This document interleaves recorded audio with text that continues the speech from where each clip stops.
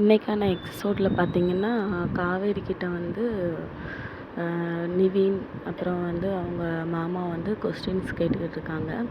நீ ஏன் இப்படி இருக்க அப்படின்னு சொல்லி அவங்க அதுக்கு சொல்கிறாங்க கோவமா, நான் என்னோடய வாழ்க்கையை நான் பார்த்துக்குவேன், நீங்கள் எதுலேயுமே நீங்கள் தலையிட வேண்டாம், என்னோடய லைஃப் நான் பார்த்துக்குவேன் அப்படின்னு சொல்லிட்டு போகிறாங்க. அப்புறம் அவங்க அம்மா அவங்க பாட்டி உட்காந்துருக்காங்க. அவங்க வந்து கூப்பிட்டு பாட்டி வந்து வயிற்ற தொட்டு பார்த்துட்டு, என்ன பெருசாக இருக்குது அப்படின்னு சொன்னோன்னே காவேரிக்கு வந்து ஒன்றும் இல்லை அப்படின்னு சொல்லி ரூமில் போய் நின்று அழுது அவங்களோட ஃபீலிங்ஸ் எல்லாமே யோசித்து, நம்ம விஜய் கூட எப்படிலாம் இருந்தோம் அப்படிங்கிறத வந்து யோசித்து பார்த்துக்கிட்டு அழுதுகிட்டு இருக்காங்க.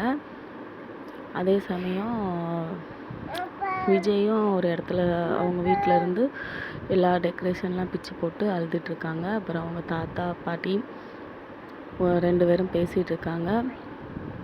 காவேரியால் தான் இவ்வளோ பிரச்சனை, பசுபதி வாழ்க்கையில் வந்ததுனால தான் விஜய்க்கு இவ்வளோ ப்ராப்ளம், அவங்க வந்து வேண்டாம், அவள் வாழ்க்கையில் வேண்டவே வேண்டாம் அப்படிங்கிற மாதிரி பேசிகிட்டு இருக்காங்க. அதுக்கப்புறம் என்னென்னா, பசுபதி வந்து ஜாமீனில் வெளியே வராரு.